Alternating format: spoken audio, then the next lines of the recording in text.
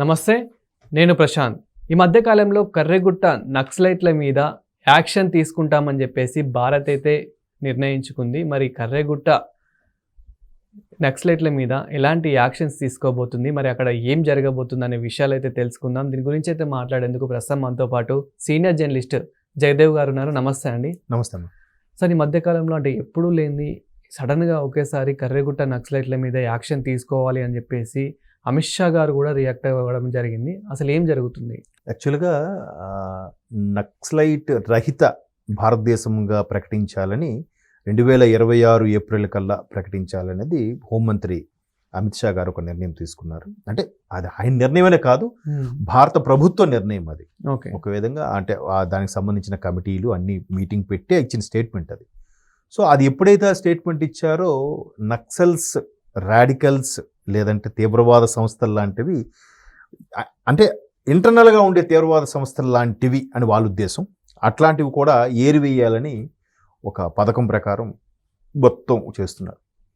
జనరల్గా మనందరి దగ్గర అంటే మనకి బాగా తెలిసిన విషయాలు ఏంటంటే మన ఎస్పెషలీ తెలంగాణ, ఆంధ్ర, ఒరిస్సా, ఛత్తీస్గఢ్ అంటే మధ్యప్రదేశ్లో కొంత భాగం ఛత్తీస్గఢ్ అయింది కాబట్టి. సో ఈ 4 రాష్ట్రాలకి సంబంధించి ఏంటంటే ఎక్కువగా ఈ 4 రాష్ట్రాలకు చెందిన వాళ్ళే నక్సల్స్లో ఉన్నారు. వాళ్ళే నక్సల్స్ సానుభూతిపరులుగా కొంతమంది ఉన్నారు. నక్సల్స్లో కలిసిన వాళ్ళు సాయుధ పోరాట దళంలో చేరిన వాళ్ళు కూడా ఉన్నారని మనం చాలా వార్తల్లో చూసాం.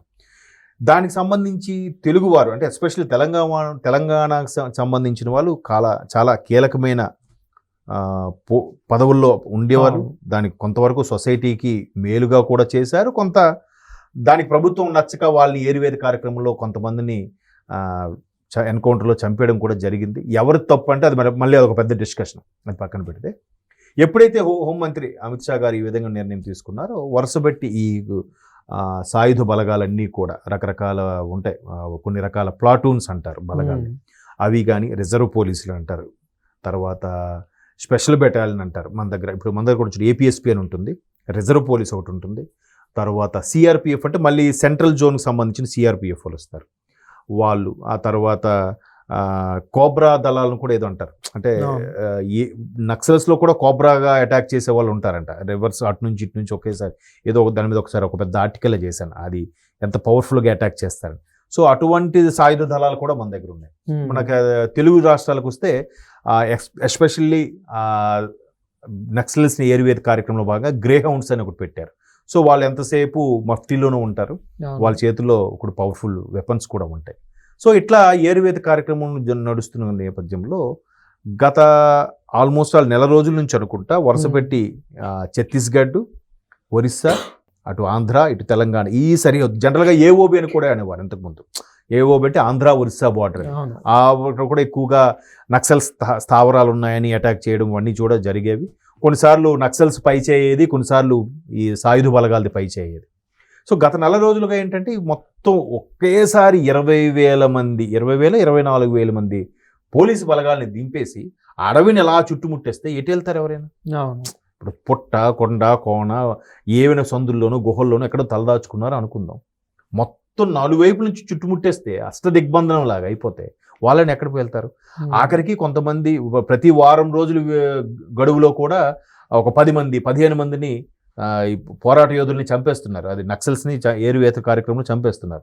ఇంకొంతమంది భయపడి ప్రాణభీతితో ఈ మధ్యకాలంలో ఒక 40 మందో 50 మందో జనజీవన స్రవంతిలో కలిసిపోవడానికి లొంగిపోయారు కూడా. అంటే ఇదే క్రమంలో కొందరు పార్టీ వాళ్ళు కానివ్వండి, కొందరు ఏమంటున్నారు అంటే నక్సలైట్లు ఉండాలి, ఉంటేనే బాగుంటుందని చెప్పేసి కూడా కొందరు అంటూ ఉన్నారు. అంటే మీ ఉద్దేశం ఏంటి? అంటే ఇప్పుడు మీరు అన్ని మాట వాస్తవమే. యాక్చువల్గా మీరు అంతఃపురం అనే సినిమా తీశారు, దీని మీద కృష్ణవంశీ గారు చాలా అద్భుతంగా తీశారు.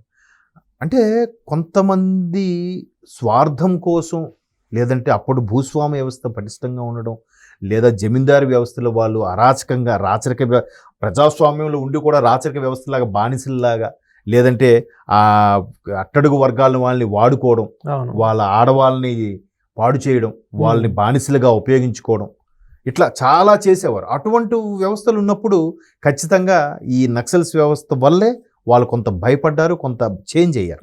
కొంతమంది ప్రాణాలు అరచేతులు పట్టుకుని పారిపోయారు కూడా.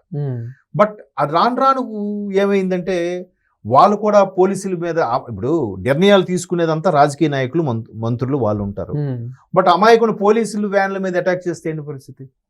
ఇప్పుడు ఆ మధ్యన అంటే ఆల్మోస్ట్ 2011-12 అనుకుంటా ఇదే ఛత్తీస్గఢ్లో ఒక సిఆర్పిఎఫ్ బలగాలు వెళ్తున్న వ్యాన్ని తగలబెట్టేశారు. 70 మంది సిఆర్పిఎఫ్ జవాన్లు చనిపోయారు స్పాట్లో. 70 మంది. ఆ తర్వాత చెలరేగిపోయారు సాయుధ బలగాల వాళ్ళు. అంతే కదా, మన తోటి కొలీగు మన తోటి వాడిని చంపేస్తే ఎలా ఉంటుంది? ఈవెన్ అంతఃపురం సినిమాలో కూడా అదే చూపిస్తాడు. స్టార్టింగ్ ఒకడు నాకు పాప పుట్టిందని చెప్పి ఆ పోలీసు ఆయన వెళ్తుంటాడు బొమ్మ పట్టుకొని, ఆ వ్యాన్ పేల్ చేస్తాడు, ఆడు చనిపోతాడు. మరి వాళ్ళకి ఫ్యామిలీలు ఉన్నాయి, వీళ్ళకి ఫ్యామిలీలు ఉన్నాయి. కాబట్టి వీళ్ళు ముందుకు వచ్చి ధైర్యంగా ముందుకు వెళ్తారు. వాళ్ళు అడవుల్లోంచి వాళ్ళు కొన్ని చేస్తుంటారు. ఎవరు వెర్షన్ కరెక్ట్ అంటే ఏం చెప్పలేం. తర్వాత కొన్ని వెర్షన్స్ ఎలా ఉన్నాయంటే కొంతమంది దుర్మార్గులు కావాలని అన్నలుగా చేరి బయటకు వచ్చి మార్కెట్లో జులుం ప్రదర్శించే వాళ్ళు ఉన్నారని కూడా కొన్ని వార్తలు ఉన్నాయి. ఎందుకు కొంతమంది ఎందుకు అలాగా స్వార్థం కోసం పనిచేశారో తెలియదు, కానీ ఒకప్పుడు నిస్వార్థంగా ఉండేవారు. ఆ నిస్వార్థంగా పనిచేసే వాళ్ళ యొక్క సంఖ్య రాను రాను తగ్గిపోతూ వస్తుంది. ఇప్పుడు ఈరోజు ఎవరైతే నక్సల్స్ కొంతమంది లొంగిపోయారో ఇంకొంతమంది బలైపోయారో, ఆ బలైపోవడానికి కారణం ఏంటంటారు? ఎవడో ఒకడు డబ్బు కాసుపడో లేదా భయపడో వాళ్ళ సమాచారం అందించిన వాళ్ళే కదా. మన రీసెంట్గా ఒక ఆయన చనిపోయాడు, కమాండో స్థాయి వ్యక్తి. ఎలా చనిపోయింది? ఆయన భార్యని కలిసి ఎప్పుడో సెల్ఫీ తీసాడంట ఆ బావమర్ది ఫోన్లో.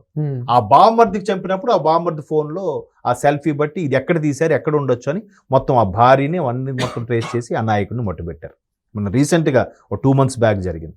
సో ఇట్లాగా ప్రతీది కూడా కొంత స్వార్థపరులు ఉండడం, డబ్బు కోసం ఆశపడి అటు చేరడం వల్ల కూడా వాళ్ళ యొక్క ప్రాశస్త్యం కొంత తగ్గింది నక్సలైట్లు వాళ్ళు కూడా. సో ఇప్పటికీ జెన్యున్గా చేసేవాళ్ళు ఉన్నారు. జెన్యున్గా చేసేవాళ్ళు ఇంకేం చేస్తారు బాబు? ఇంకా ఈ స్వార్థ లోకంలో మనం చేయలేము. అంటే మీరు అన్నట్టు ప్రభుత్వానికి ప్రతిపక్షం ఉంటేనే గట్టిగా ప్రశ్నిస్తుంది కాబట్టి ప్రభుత్వం కూడా సక్రమంగా పనిచేస్తుంది అనేవాళ్ళు ఉన్నారు. బట్ ప్రతిపక్షం కూడా గట్టి తిందంటే పరిస్థితి ఏంటి? అలాగే ఇక్కడ కూడా మంచి వాళ్ళు ఉన్నారు. ప్రతి రంగంలో కూడా ఏ వ్యవస్థ తీసుకోండి మంచి వాళ్ళు ఉన్నారు, చెడ్డ వాళ్ళు ఉన్నారు. అయితే మంచి వాళ్ళ పర్సంటేజ్ చాలా తగ్గిపోవడం వల్లే ఇవన్నీ జరుగుతున్నాయి. సరే, ఇప్పుడు వీళ్ళ మీద యాక్షన్ తీసుకుంటారనే అనుకుందాము. మరి ఎలాంటి యాక్షన్ తీసుకుంటారు అనుకోవచ్చు? ఏముందండి, ముందు అనౌన్స్ చేస్తారు దయచేసి లొంగిపోండి అని. మహా అయితే వాళ్ళకి కొన్నాళ్ళు శిక్ష విధిస్తారని, జరిమానం ఇస్తారు. తర్వాత జనజీవన సమితిలో కలుస్తారు. చాలా మంది కలిసి ఇప్పుడు మన దగ్గర కూడా ఒక మంత్రి ఉన్నారని కూడా విన్నాను నేను. ఆవిడ పూర్వాశ్రమంలో మరి అంటే ఆవిడ పేరు ఎత్తొచ్చో ఎత్తకూడదు నాకు అయితే తెలియదు. మరి ఆవిడ ఒకప్పుడు పూర్వాశ్రమంలో చాలా మంది అభిమానులు అయితే ఉన్నారు. అదే అంటే ఒకప్పుడు అలా ఉండేది ఉద్యమం. అరే వాళ్ళని దృష్టిలో పెట్టుకుని భయపడైనా ఇక్కడ ఉండే అధికారులు కానీ, లేదంటే పోలీసుల్లో ఉండే అధికారులు కానీ, లేదా రెవెన్యూలో ఉండే అధికారులు కానీ కొంచెం కాస్త ఒళ్ళు దగ్గర పెట్టుకుని ఉండేవారని కూడా కొన్ని రకాల సినిమాల్లో చూసాము, కొన్ని రకాల కథలు ఆర్టికల్స్లో కూడా చదివాం. మరి ఇప్పుడు ఎలా ఉన్నాయనేది అంటే ఎక్కడ కూడా ఇదేనే కాదు, ఏ వ్యవస్థ తీసుకున్నా మంచి అనే పర్సంటేజ్ తగ్గిపోతుంది. తగ్గిపోవడం ఏమవుతుంది? ఆ కొద్ది మందికి కూడా వీళ్ళ వల్ల చెడ్డ పేరు వస్తుంది కదా. ఇప్పుడు మన అమాయకులు పోలీసుల మధ్యలో చనిపోతున్నారుగా, మరి పోలీసులను చంపడానికి కారణం ఏంటి?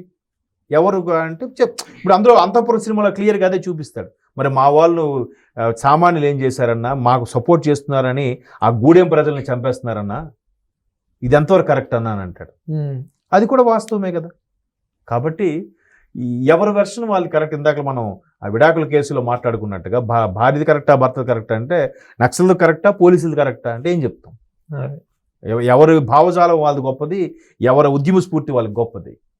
కాబట్టి మొత్తానికి కన్నెగుట్ట ఏదో సంథింగ్ కర్రెగుట్ట మొత్తానికి ఆక్యుపై చేయాలి. చుట్టూ వచ్చేసారు కాబట్టి ఆక్యుపై చేశారు, జెండా పాతారు. ఇంకెవరైనా పారిపోయినా లేదంటే మారువేషం నుండి జనాల్లో కలిసిపోయినా కూడా మళ్ళీ తర్వాత లొంగిపోవడం జరుగుతుంది. లొంగిపోయి వాళ్ళు మరలా చేసుకుంటే, సామరస్యం చేసుకుంటే బాగుంటుంది. ఇట్లా ఏరివేత కన్నా అది కాస్త బెటర్. మనిషి అనేవాడు ఎక్కడో బతికుంటే ఎక్కడైనా హాయిగా ప్రాణాలతో ఉంటాడు కదా అని ఒక చిన్న ఆశ. Thank you sir.